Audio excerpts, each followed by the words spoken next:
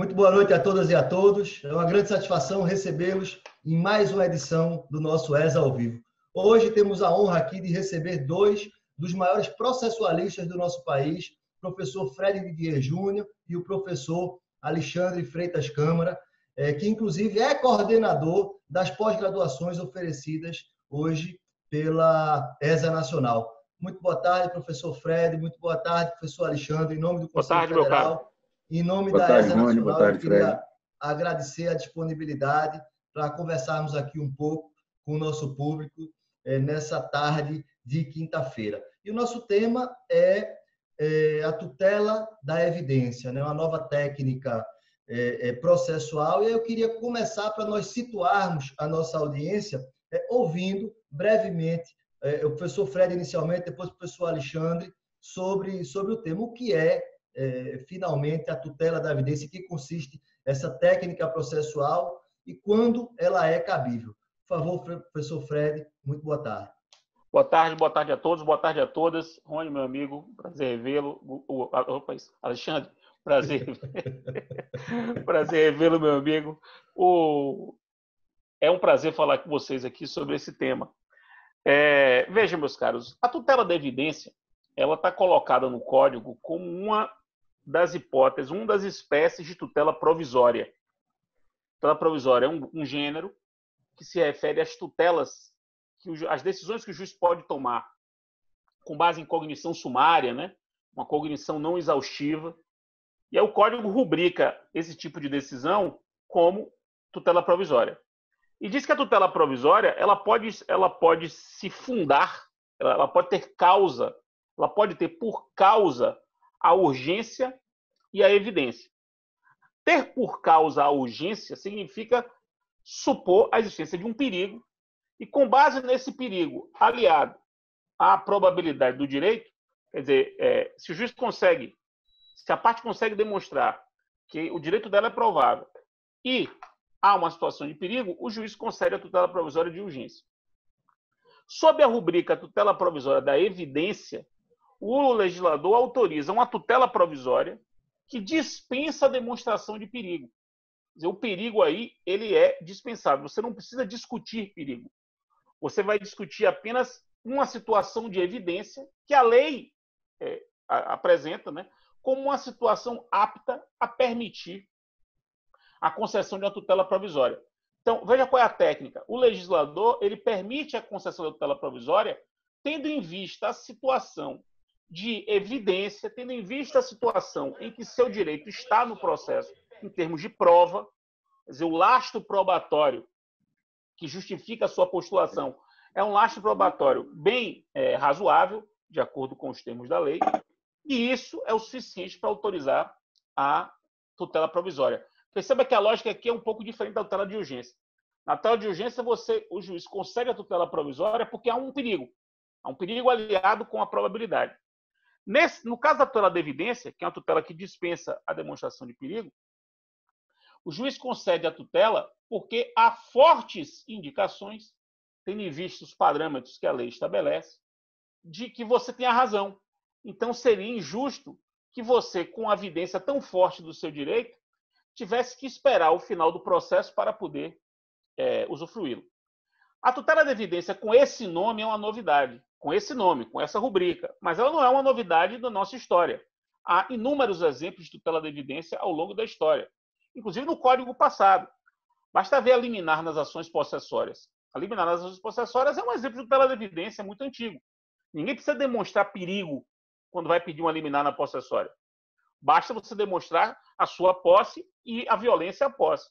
Demonstrada a posse e a violência à posse, você tem direito a liminar. Ou seja, a liminar possessória ela sempre foi uma tutela de evidência, embora não rubricada dessa forma. Veio o Código e resolveu acolher essa terminologia doutrinária, que foi muito difundida no Brasil pela obra do professor e ministro Luiz Fux, e rotulou lá a tutela de evidência e agregou no artigo 311 quatro hipóteses, quatro situações em que a lei reputa haver forte indício, né?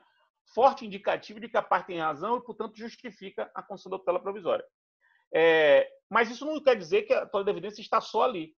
a tutela da evidência prevista em outros dispositivos do mesmo código, como é o caso da tutela da possessória, como também na legislação extravagante, como é o exemplo bem conhecido da liminar da ação de despejo, né? Que é uma liminar também de tutela da evidência. Não há necessidade de você demonstrar perigo. Então, o assunto tutela da evidência ele é interessante porque ele foi mais bem organizado no código. Ele cuida de uma tutela provisória em que você não precisa demonstrar o perigo, o que, por um lado, facilita a parte, por outro, dificulta, porque a exigência de probabilidade é uma exigência maior, porque não basta a simples afirmação da probabilidade. É preciso que essa probabilidade esteja lastreada em um tipo de prova, em um conjunto de provas, em um conjunto de elementos que decorrem de uma das hipóteses legais de tutela de evidência. Boa parte delas concentradas no artigo 311, mas com outras hipóteses espalhadas no código ou fora dele. Acho que, para começar, o esboço é para começar. Professor Alexandre. Eu queria só, além de cumprimentar, claro, os queridos amigos Rony e Fred, é uma alegria estar aqui com vocês, só para complementar, mas reforçando isso que o Fred dizia, a tutela da evidência é uma falsa novidade, né? O nome tutela da evidência aparece no CPC de 2015 pela primeira vez em termos de texto normativo, a gente não tinha isso, essa denominação antes, né, em lei, mas a doutrina já usava. O Fred lembrou muito bem aí da obra do Fuchs, né, o livro do Fuchs, Tutela de Segurança e Tutela da Evidência, que foi a tese de titularidade dele na UERJ, é de 1995. Né? Eu mesmo já comecei a usar a terminologia tutela da evidência em 1996.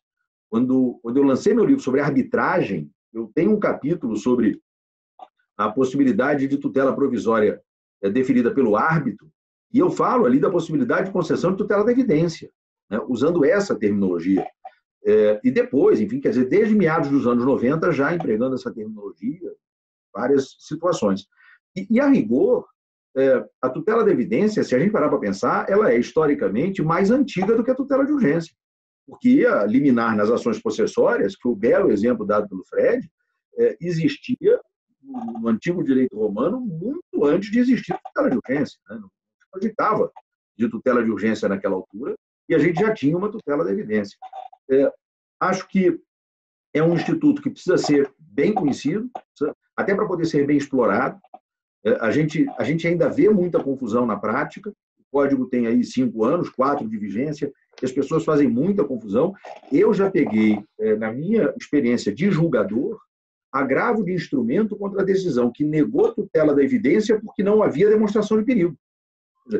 E o agravante recorreu dizendo, pois é, exatamente por isso que eu não quero tutela de urgência, eu quero tutela da evidência. Então, acho que esse é um tema que realmente precisa ser mais divulgado, mais explorado, para que a gente possa extrair dele aí os bons resultados que ele pode produzir. Principalmente porque, a meu ver, a tutela da evidência é o principal mecanismo de distribuição do ônus do tempo no processo. Hoje, ela é o principal mecanismo, provavelmente não o único, mas o principal mecanismo de distribuição entre as partes do ônus do tempo, evitando que todo o peso da demora do processo recaia sobre o autor, como costumeiramente acontecia.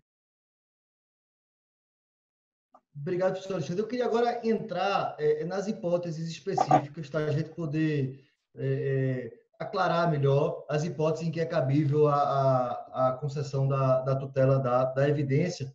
Eu queria tratar inicialmente do inciso primeiro. Eu acho que o inciso primeiro e o quarto são os mais interessantes, né, para um aprofundamento.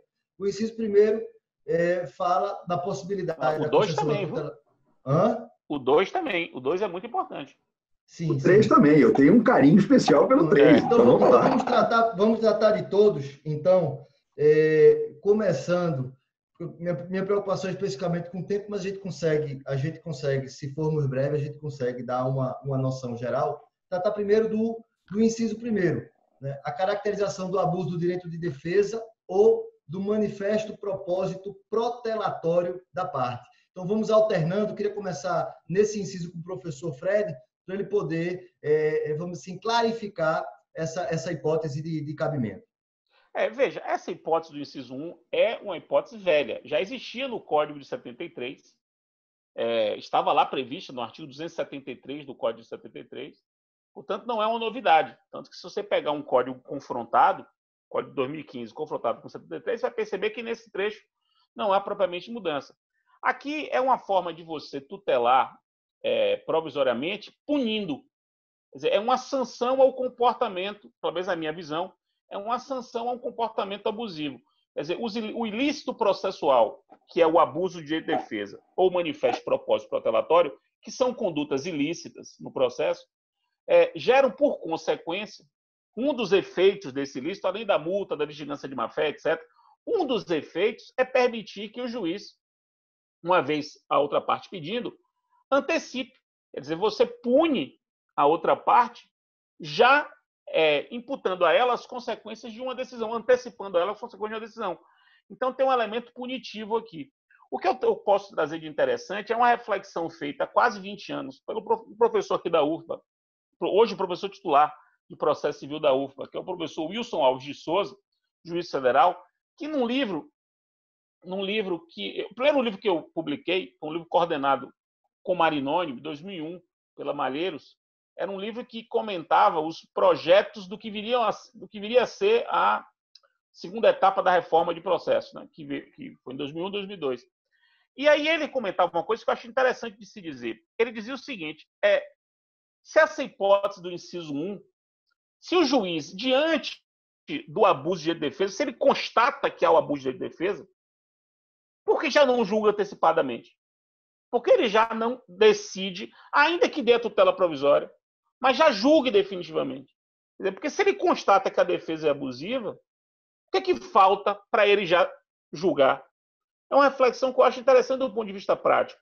Quer dizer, o juiz poderia, constatado o abuso, julga e dá a tutela provisória para permitir a execução imediata da decisão. E a outra reflexão é saber se esse abuso aqui, a que se refere, se esse manifesto de propósito protelatório a que se refere, pode ser extrajudicial. Quer dizer, você pode buscar em elementos, em condutas extrajudiciais para verificar o abuso. Eu acho que sim.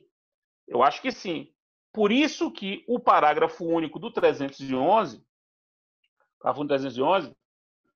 que eu conheço bem, esse dispositivo, ele não se refere ao inciso 1 para a hipótese de liminar. Perceba que... Por quê? Porque o inciso 1 não pode ser liminar, porque você tem que constatar que houve o abuso de defesa. Então, a pessoa tem que se manifestar primeiro. Mas, uma vez se manifestando, você pode buscar elementos fora do processo para constatar o abuso. Por exemplo, ele não respondeu às tentativas de conciliação, ficou protelando muito extrajudicialmente. Você pode agregar comportamentos fora do processo para poder demonstrar esse abuso, mas não dá para se eliminar. Não pode se eliminar. Então é isso. Acho que dá considerações gerais para dar tempo de falar sobre tudo. Agora Alexandre, chamar de Alexandre, a hipótese do inciso 2º, tá? As alegações de fato poderem ser comprovadas apenas por documentos e houver tese firmada em julgamento de casos repetitivos ou em súmula vinculante. Eu queria que você desse uma esclarecida a respeito desse inciso e especificasse se as hipóteses de incidência estão restritas àquelas constantes do artigo 928 que estão referenciadas no caso de julgamento de casos repetitivos, que são o IRDR e os recursos especiais e extraordinários repetitivos. A gente tem aqui, nesse inciso 2º, aí já não mais uma sanção, aí já não estamos mais falando de uma tutela provisória sancionatória, como no inciso 1º, mas de um mecanismo, como eu dizia até na minha fala inaugural, um mecanismo de distribuição do ônus do tempo. Né? Esse inciso 2º, ele se liga, a meu ver, muito diretamente àquilo que eu tenho chamado de sistema de padronização decisória. Né? Eu não gosto muito de falar em sistema de precedentes, como muita gente tem falado, até porque esse sistema inclui também os enunciados de súmula que não são precedentes. Então, eu prefiro uma uma terminologia mais ampla. E prefiro falar em sistema de padronização decisória, padrões decisórios aí enunciados de súmula e precedentes dotados de eficácia vinculante. O que me parece é que, quando esses padrões decisórios são estabelecidos, eles produzem vários efeitos. O efeito mais óbvio é vincular os juízes que vão depois julgar casos iguais ou análogos àqueles que geraram esses padrões. É disso que se fala muito. Mas eles têm outros efeitos ligados ao próprio ritmo de andamento do processo. Por exemplo, se alguém vai a juízo e formula uma demanda que contraria o entendimento firmado no julgamento de recurso repetitivo, o juiz vai proferir uma sentença de improcedência liminar, o que permite o julgamento de mérito desfavorável ao autor sem que o réu sequer seja citado. Só que nós não poderíamos ter simplesmente colocado essa hipótese no espelho para aquele caso em que alguém vai a juízo e demanda algo que tem base num padrão desses. Porque aí, se nós tivéssemos uma espécie de julgamento de procedência liminar, nós teríamos violado o princípio do contraditório. Porque o artigo 9º do Código diz que não se pode julgar contra uma das partes sem que ela antes tenha tido a oportunidade de se manifestar. Até para que o réu possa tentar mostrar para o juiz que aquele caso é diferente, que ali se justifica algum tipo de distinção. Então, não pode haver um julgamento de procedência definitiva, liminar, mas pode haver um julgamento provisório, em que o juiz diz, olha, como aparentemente a sua pretensão tem apoio naquele padrão decisório, então, provisoriamente, você obtém aquilo que você está postulando. E a outra parte que corra atrás para mostrar que esse caso é diferente. Por isso eu falo de um mecanismo de distribuição do ônus do tempo. E a exigência que a lei faz é que o autor consiga, com a petição inicial, trazer uma prova documental suficiente daquilo que a ele cabe comprovar. Então, ele precisa se desincumbir de todo o seu ônus probatório na petição inicial. E agora o processo continua para que o réu prove, para que o réu se desincumba do seu ônus da prova de que aquele caso é diferente. A questão que se tem posto aí, que eu acho que é muito interessante, é se nós devemos fazer uma interpretação estrita do inciso 2º, quando ele fala de súmula vinculante de julgamento de casos repetitivos, ou se seria possível uma interpretação extensiva. Para mim, é possível essa interpretação extensiva para alcançar outros padrões dotados de eficácia vinculante, como, por exemplo, o acórdão de incidente de assunção de competência, ou um acórdão de um julgamento de processo de controle direto da constitucionalidade, que também tem, evidentemente, eficácia vinculante. Então, a mim parece possível essa interpretação extensiva. A gente pode discutir até onde vai essa interpretação extensiva, que, na verdade, vai ser reflexo de uma outra discussão. O que vincula e o que não vincula. Eu e Fred, por exemplo, temos uma divergência lá no 927. Fred acha que tudo que está no 927 vincula. Eu acho que não. Então, a divergência, ela, na verdade, está lá e ela pode refletir aqui. Mas entendo que, de qualquer maneira, é possível, sim, uma interpretação extensiva desse inciso 2º para atingir tudo mais que tenha também eficácia vinculante e que vai servir de padrão para essa decisão concessiva da tutela provisória. Obrigado, Alexandre. Fred, se quiser fazer algum comentário sobre esse ponto que Alexandre falou, fique à vontade, mas eu queria que você falasse um pouquinho agora sobre a tutela da evidência fundada em contrato de depósito, que não é propriamente uma novidade, mas queria que você fizesse também aí algumas breves considerações para os nossos ouvintes. Vamos lá. Primeiro, só agregar o que Alexandre falou. Eu, particularmente, acho que esse inciso 2 do 311 é uma das grandes novidades do Código. Porque, a partir do momento que você permite uma tutela provisória para fazer valer precedentes obrigatórios, você desestimula a litigância contra o precedente, a litigância irresponsável contra o precedente, e você torna, ou pode tornar, toda sentença lastreada em precedente como uma sentença eficaz imediatamente. Portanto, acabando com aquela discussão clássica e antiga, né? O nosso sistema é horrível porque a apelação tem efeito suspensivo como regra. Olha, se você pensar que hoje qualquer sentença lastreada em precedente obrigatório pode vir acompanhada de uma decisão de tutela provisória com base no inciso 2 e, portanto, tirar o efeito suspensivo da apelação, isso é transformador do sistema. Então, eu acho esse inciso 2 uma das principais mudanças do Código. Vou falar de forma bem retumbante para poder registrar a minha opinião. Agora, sobre o inciso 3 não é uma novidade. Porque o que é que o Código fez? Havia no Código passado um procedimento especial chamado ação de depósito, assim como havia ação possessória.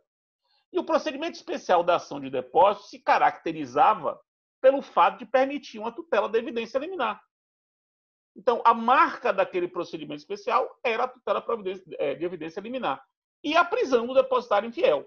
Como a prisão não se admite mais, não se admite mais a prisão do depositário infiel, e a marca era só a tutela da evidência liminar, o que é que o Código fez? Acabou com o procedimento especial da ação de depósito, que desapareceu, e pegou essa técnica, que é a técnica da tutela da evidência, e colocou aqui no rol do 311. Então, não é uma novidade. Agora, ele traz um trecho que eu acho espetacular pela sua potencialidade. Ninguém deu muita bola a ele, mas eu acho um trecho muito importante. Porque olha o que ele diz. Ó. Se tratar de pedido rei persecutório fundado em prova documental adequada do contrário de depósito, caso em que será decretada a ordem de entrega do objeto sob cominação de multa. Qual é a peculiaridade aqui? Depósito é entrega de coisa. Tutela de entrega de coisa. A gente, parte da doutrina brasileira, sobretudo a doutrina do Sul, o professor Carlos Alberto Alvaro, por exemplo, meio que construiu o entendimento de que tutela para entrega de coisa se dá por desapossamento ou por medida de coerção direta.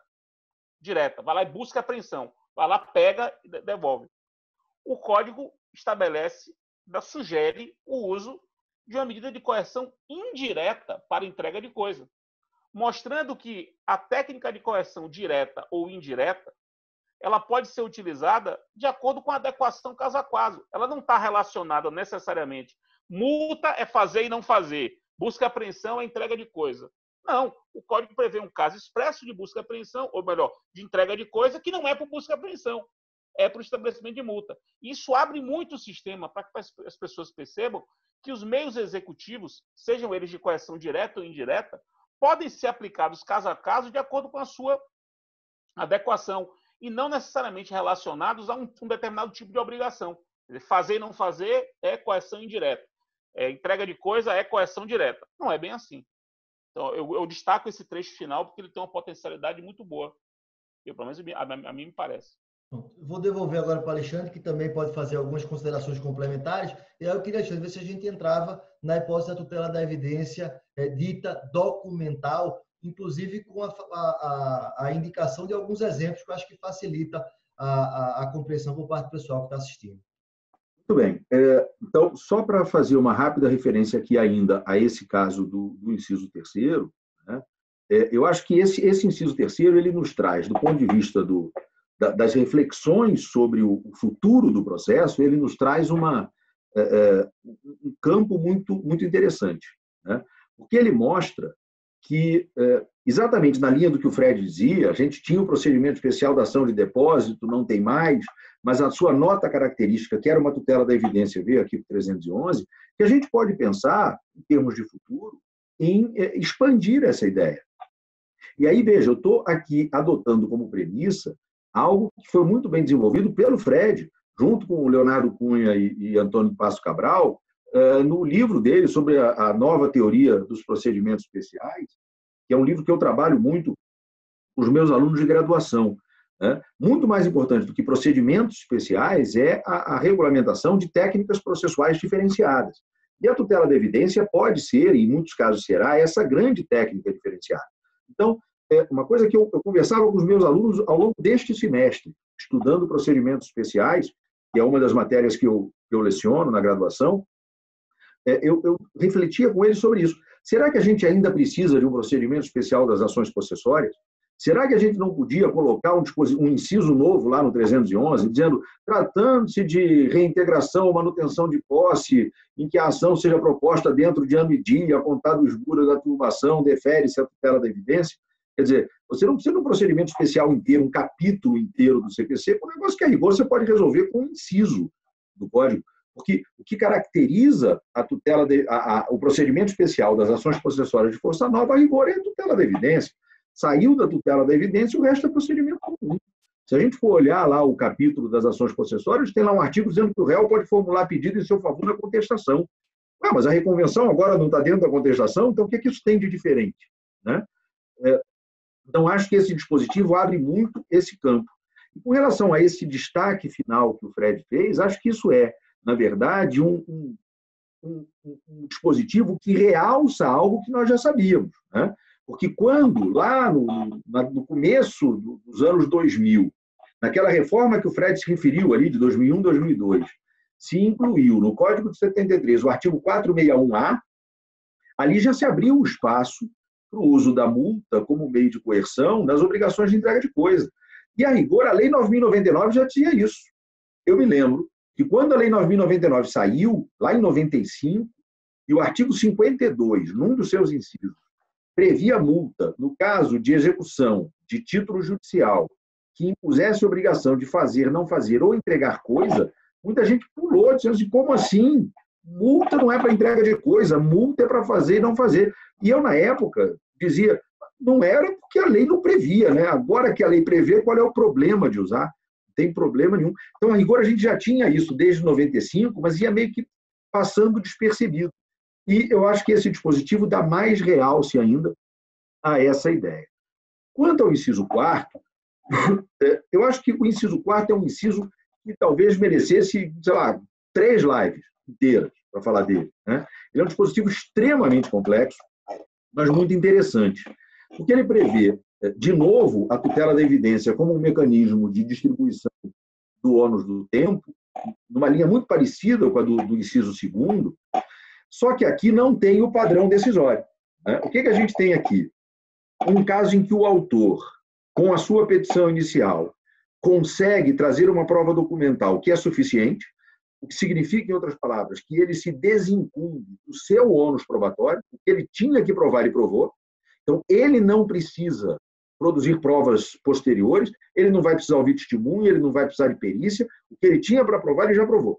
Esse é o autor que, daqui a pouco, provavelmente vai peticionar dizendo, olha, por mim pode ter julgamento antecipado do mérito, porque ele não tem outras provas a produzir. E o réu, na contestação, não consegue trazer provas mínimas daquilo que ele, réu, tem que provar. Então, eu considero que a gente pode aproximar muito esse inciso 4º de uma figura que existe no direito italiano, que é a condenação com reserva da exceção substancial indireta. O Marinoni já falava sobre isso lá no primeiro livro dele, lá, a Antecipação da Tutela, né, lá no meados dos anos 90, ele já falava sobre essa técnica. A rigor, me parece que é isso que nós temos aqui.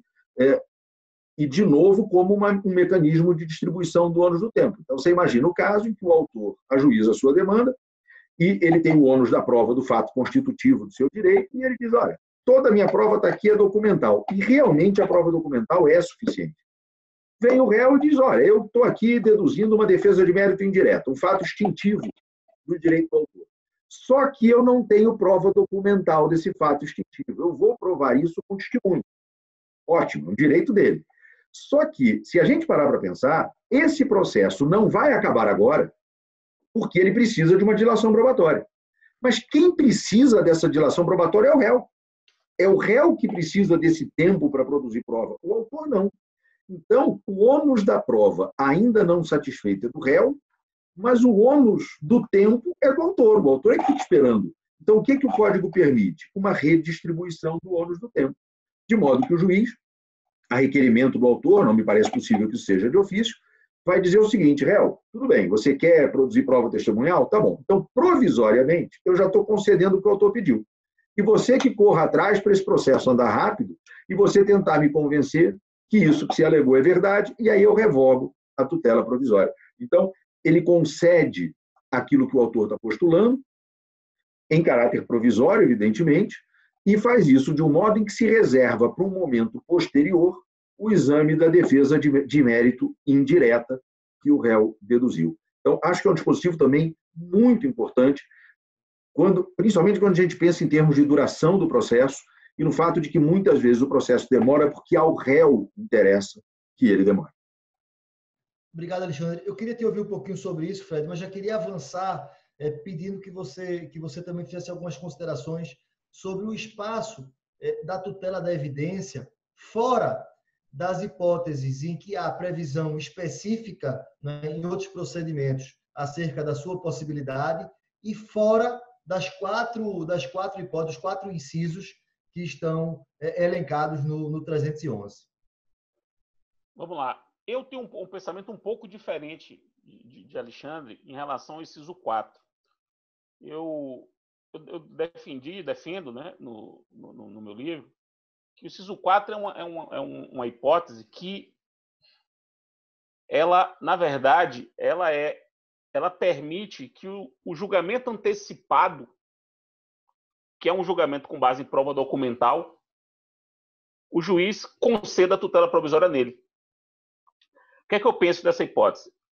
Eu entendo que esse inciso 4 é um inciso em que o processo é documental, ou seja, é o processo em que os fatos se provam documentalmente. O autor traz a prova documental do que ele afirma. A contraprova que é prevista no inciso 4 e que, portanto, se bem feita, impediria a tutela provisória, contraprova do réu, eu interpreto como uma contraprova documental.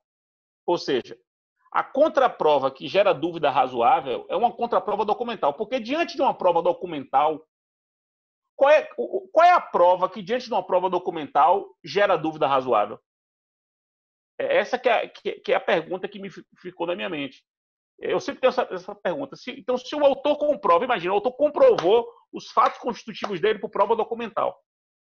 Qual é a contraprova que gera dúvida, que não gera dúvida, na verdade, que gera dúvida razoável de que o autor não tem razão? Eu entendi, defendo no livro que é só prova documental. Então, me parece que o inciso 4 é um caso... E a prova documentada? Desculpa te interromper, Fred. Sim, a prova documentada, tendo sido feita em contraditório, não tem problema.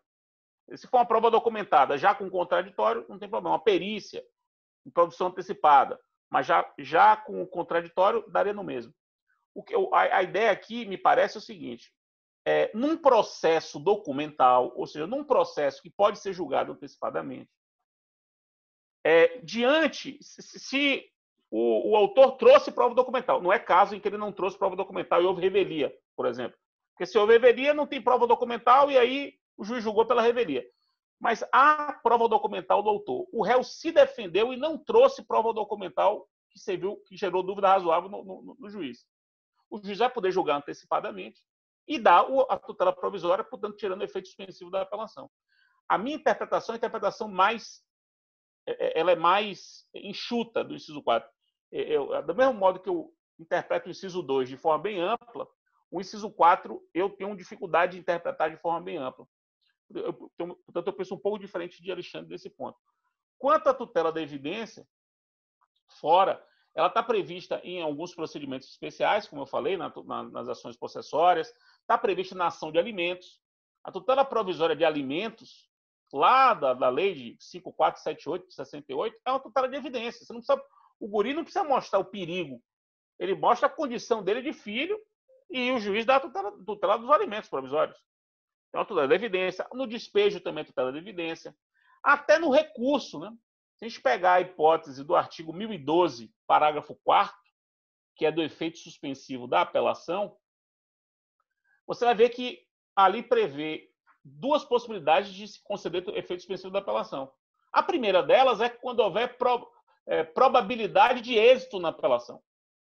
E é só isso, basta ter probabilidade de êxito. Eu até defendo que essa probabilidade do inciso 4 se refere aos precedentes obrigatórios. Ou seja, se eu apelo de acordo com o precedente obrigatório, portanto, a sentença é contrária ao precedente obrigatório, isso é tutela da evidência. É como se você espelhasse o inciso 2 do 311 lá na apelação, no parágrafo 4º, a mesma ratio, né? Mesma ratio.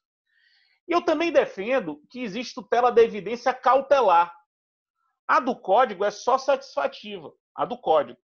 Mas eu entendo que é possível haver tutela da evidência cautelar, o que é uma coisa estranha, porque seria uma tutela de segurança sem urgência como pressuposto. Você busca segurança sem pressupor urgência, que é o que acontece na ação de improbidade, né? O artigo 7º da Lei de Improbidade é um artigo que permite a ordem de indisponibilidade sem urgência. E aquilo ali é claramente uma providência, no meu modo de ver, cautelar, de segurança da pretensão ressarcitória da ação de improbidade. O STJ não vai, o STJ definiu que ali não se precisa provar o perigo, mas construiu a tese de perigo presumido. Ora, um perigo presumido de modo absoluto significa que o perigo não é pressuposto. Porque tudo que é presunção absoluta significa que você dispensa aquele fato da alegação. É diferente da presunção relativa, né? Você dispensa por enquanto. A outra parte pode discutir. Se a presunção absoluta é irrelevante discutir se tem perigo ou não. Se é irrelevante discutir se tem perigo ou não, é tutela da evidência. É tutela da evidência. Tem gente que olha para aquilo ali e, porque não pressupõe perigo, não vê aquilo como cautelar. Talvez seja o pensamento de Alexandre. Edu da Fonseca Costa, por exemplo, entende que aquilo ali é uma preventiva pura. Preventiva pura, dá um outro nome. Eu não tenho problema de identificar cautelar sem urgência, porque o pressuposto da medida é algo de direito positivo. O direito positivo pode trabalhar. O direito positivo pode pressupor X ou Y para se conceder um arresto. Isso não é um problema teórico, é um problema de direito positivo. Então, o direito positivo, como regra, pressupõe perigo e probabilidade. Na improbidade, só pressupõe indícios suficientes, o mínimo de prova para se poder conceder. Então, é um caso de tutela de evidência não satisfativa, fora do código, tutela de evidência cautelar. Eu não sei se era isso que você queria que eu falasse. Sim, e tem também a parte dos negócios, mas eu acho que os negócios o Alexandre pode falar.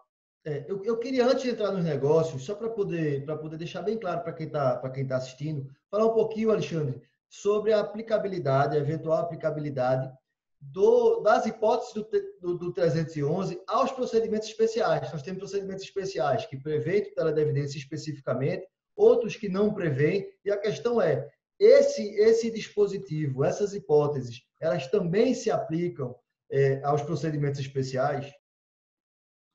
Bom, vamos lá. Eu só queria, antes de responder, Rony, completando o que o Fred dizia, dizer que eu concordo com tudo que ele falou sobre a possibilidade de haver tutela da evidência fora do 311, no Código ou em legislação extravagante, concordo com todos os exemplos, para mim é exatamente aquilo.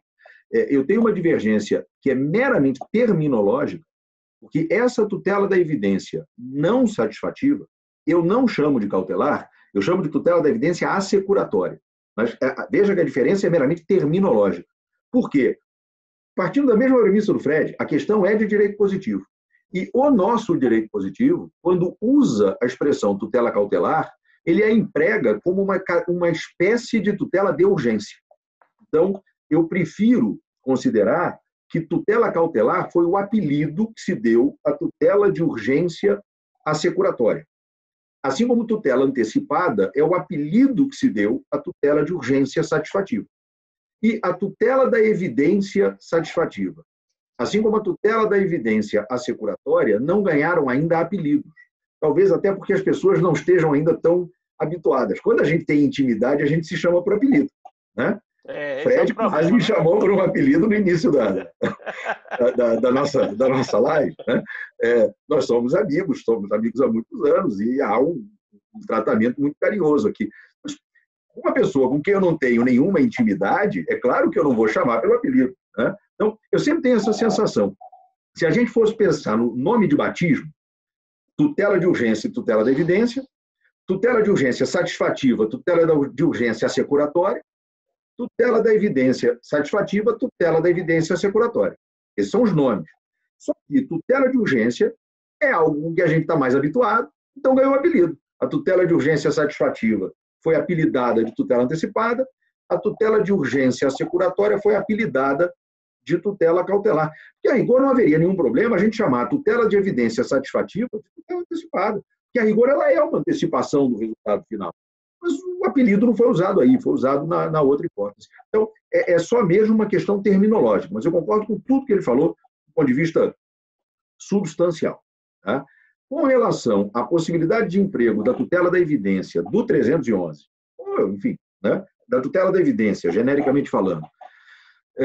Nos procedimentos especiais, como você disse, alguns procedimentos especiais já têm a previsão de tutelas da evidência, como é o caso das ações possessórias.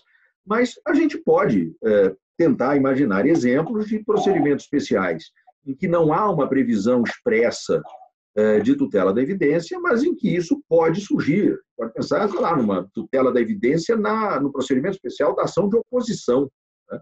Que não há uma previsão expressa de alguma técnica especial de concessão da tutela da evidência, como há nas possessórias, mas por que não admitir uma tutela da evidência com base no artigo 311? Né? Então, a gente pode sim pensar, não vejo nenhuma incompatibilidade, até porque a tutela da evidência, como a tutela de urgência, está na parte geral do Código. E para a parte geral ser parte geral, ela tem que ser genericamente aplicável. Então, eu só não admitiria a tutela da evidência num procedimento especial se houvesse alguma absoluta incompatibilidade, que me parece que, a princípio, não existiria. Obrigado, Alexandre. Queria agora entrar, Fred, naquele ponto que você ventilou, a possibilidade de negócios jurídicos processuais envolvendo a tutela da evidência. Ou seja, é possível que num contrato, né, as partes prevejam, por exemplo, que um determinado documento será prova documental suficiente para a concessão da tutela da evidência, ou, negativamente, né, as partes recusarem a possibilidade da concessão da tutela da evidência por ato negocial prévio ao processo? Eu acho que a tutela da evidência é um espaço muito fértil para negociação, diferentemente da tutela de urgência. Acho que negociar a tutela de urgência é um pouco mais complicado, porque você está lidando com um perigo. E portanto, alegações aí quanto à validade da cláusula ficam mais simples de serem feitas. A tutela da evidência eu acho muito, muito possível. Por exemplo, acho que é possível você negociar para dizer que determinado prova documental, determinado documento tem ou não tem aptidão para gerar ou não gerar tutela provisória. Acho que você pode negociar a proibição de pedir tutela provisória. Então, um pacto portanto, para falar em latim, né, um pacto de não petendo, um pacto em que os contratantes... Desculpe, tutela da provisória ou tutela da evidência? Tutela provisória da evidência. Da evidência. Um pacto de não petendo de tutela provisória de evidência. A pessoa se comprometer a não pedir tutela provisória de evidência. Se comprometer a não executar uma tutela já concedida. Pode ser que a tutela já tenha sido concedida e o negócio sobrevenha. E ao sobrevir, se faz um pacto para não executar uma tutela de evidência já concedida.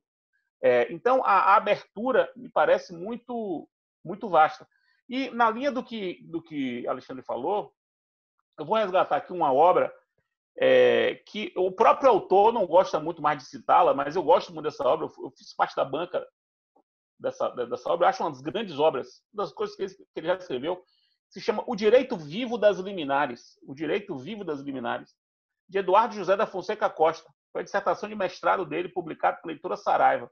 E ele, à época, esse livro é um livro com base no Código 73. E ele, à época, trabalha com evidência e urgência e mostrava que a prática da tutela antiga, tutela antecipada do Código 73, é uma prática muito mais rica do que as previsões legais. E ele mostrava como havia casos que a jurisprudência exigia muita evidência, pouca urgência, evidência demais e zero urgência, mesmo sem previsão legal. Uma espécie de balanceamento dos critérios feito pela jurisprudência. Isso reforça o que Alexandre falou. Você pode expandir a tutela da evidência para procedimentos especiais e essa expansão se concretizar com exigências maiores ou menores a serem feitas a depender do tipo de direito discutido. Recomendo esse livro, mesmo que Edu não goste mais dele ou não queira mais falar dele, mas eu gosto muito e recomendo. Direito Vivo das Liminares, Saraiva. Quer falar alguma coisa sobre o ponto, Alexandre? Quer falar alguma coisa? Eu queria dizer que eu também gosto muito desse livro. Acho um livro genial. Eu me lembro quando o Eduardo lançou esse livro, da gente conversar, e eu dizia assim, Eduardo, em síntese, a ideia é que a jurisprudência chegou à seguinte conclusão. Se você tiver um fumão, basta um periculinho. E se você tiver um periculão, basta um fuminho. É um pouco isso, como se eles estivessem numa gangorra ali. Né? É uma gangorra. É uma gangorra. E acho que isso mostra que a jurisprudência, já ao tempo do Código de 73, foi capaz de trabalhar muito bem com as tutelas provisórias. Primeiro com as cautelares. Se a gente for pensar lá atrás, quando os tribunais começaram a referendar as cautelares satisfativas, né, com todas as aspas possíveis, já era ali uma construção da tutela antecipada sem previsão legal. Né? E aí depois veio a lei, alterando o artigo 273, e, enfim, toda essa construção viva que foi feita, para fazer mais uma referência ao livro do Eduardo, né?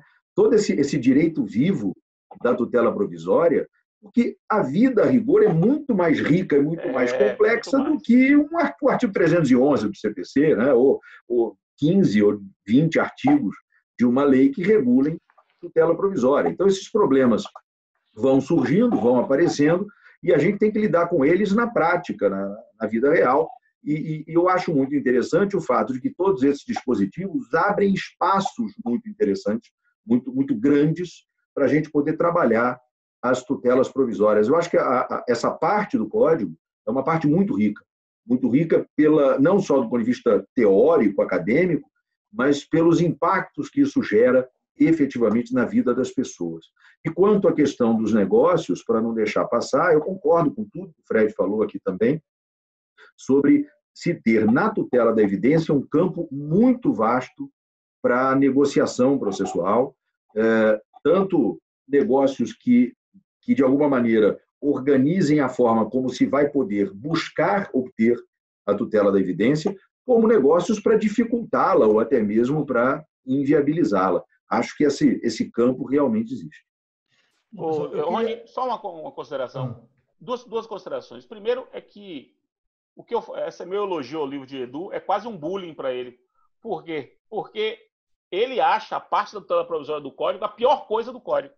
Já escreveu isso, disse isso. É a pior coisa. Ele disse que não tem um artigo entre o 294 e 311 que seja bom. Ele acha a pior coisa. Então é quase um bullying eu fazer referência a esse livro dele anterior. E um contraponto que eu faço a ele é que eu, particularmente, gosto muito dessa parte do Código. E acho que é uma parte que resolveu uma série de problemas. A gente não ouve mais falar de problemas com tutela provisória. Não ouve mais falar, isso não é mais uma questão. O que se discute hoje é a estabilização, que é um instituto novo. Aí tem uma ou outra discussão. Agora, as questões clássicas sobre tutela provisória, a prática já não tem mais problema. O que é uma lei boa, me parece, né? Se você veio para poder resolver e não causa problema, parece que está funcionando.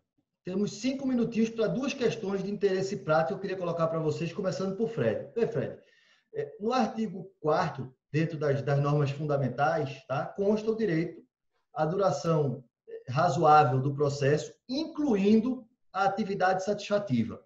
No artigo 299, na parte geral da tutela provisória, há a previsão de que a tutela provisória será requerida, né? Depende de iniciativa da parte. Você vai para o 311, o 311 fala: será concedida a tutela provisória, também sugerindo, na leitura estrita do 311, a possibilidade de concessão de ofício.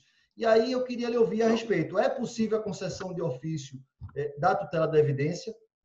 Não, da evidência? Não, veja bem. O 299 é um dispositivo que está na parte geral da tutela provisória. Na subparte geral, né? É a parte geral da tutela provisória. Sim. Então, todas as hipóteses de tutela provisória estão reguladas pelo 299. E o 299 fala de pedido. Uhum. Isso foi exaustivamente debatido no Código. Exaustivamente. Havia uma previsão de repetir o 797 do Código de 73 para permitir tutela cautelar de ofício, só cautelar, e dizendo assim mesmo, a tutela cautelar pode ser de ofício. Nem isso passou. Isso foi exaustivamente debatido. O requerido no 299, que é a introdução de toda a tutela provisória, não é por acaso.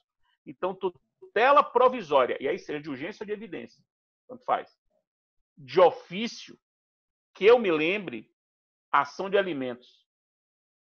Ação de alimentos. Porque tem previsão expressa. Não me lembro de outra, mas pode ser que exista.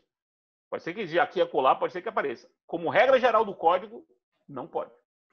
Obrigado, Fred. Alexandre, para você, o seguinte, a maioria dos autores defende a possibilidade da concessão da tutela da evidência na sentença, mas é uma técnica que está pensada para cognição sumária. E houve extensos debates sobre a generalização da eficácia imediata da sentença. Isso foi expressamente, vamos dizer assim, recusado pelo legislador. Esse mesmo legislador que Fred acabou de invocar, né, a vontade do legislador para a resposta da pergunta dele. E às vezes eu fico achando que isso parece meio que uma burla à vontade do legislador para assegurar indistintamente a possibilidade de o juiz, ao proferir a sentença, conceder a tutela da evidência e, com isso, dar eficácia imediata ao ato decisório sentencial. Eu queria te ouvir a respeito disso. Bom, em primeiro lugar, eu nunca vou usar a vontade do legislador como fundamento para nada, né? Embora eu tenha participado de todos esses debates a que o Fred se referiu, é claro que, enfim, naquele momento você está discutindo o que se quer que entre na lei ou não. Mas a partir do momento em que a lei entrou em vigor, para mim, a vontade do legislador não significa nada, né? A gente pode ficar pensando na vontade do legislador porque é uma lei nova. Quem fez a lei está aí, né? Fred trabalhou tanto na elaboração desse código, eu trabalhei, tantos outros trabalharam. Mas eu fico imaginando o juiz que vai ter que julgar um caso envolvendo, por exemplo, responsabilidade civil pelo depósito da coisa em armazém geral. A lei é de 1903. Como é que ele vai achar a vontade do legislador? Vai ter que ir no centro espírita para ver se o legislador baixa e diz para ele o que ele queria. Então, a vontade do legislador, né? A vontade do legislador não significa nada para mim, não. Tá? Então, não me parece que seja esse o argumento. A tutela provisória foi pensada para ser uma tutela fundada em cognição sumária, mas se eu tenho que responder em 15 segundos, quem pode o mais pode o menos. Se eu posso conceder tutela provisória com cognição sumária, por que eu não posso com cognição exauriente? Obrigado, Alexandre. Temos aí mais uns poucos instantes. Eu queria agradecer a você, a Fred. Foi um privilégio. Tivemos hoje uma média de quase 2.000 pessoas aqui. É um dos nossos recordes. Então, isso mostra, né, o prestígio e o conceito que vocês gozam junto a toda a advocacia. Eu queria, em nome do presidente Felipe Santa Cruz, da ESA Nacional, agradecer e esperar aí a oportunidade de nós repetirmos aí esse encontro que foi tão proveitoso. E agradecer a você que nos assiste em casa, ficando aqui o firme desejo de encontrá-los novamente em mais uma edição do ESA ao Vivo. Muito obrigado, boa tarde, fiquem com Deus. Se cuidem, valeu. Um abraço valeu. Pessoal.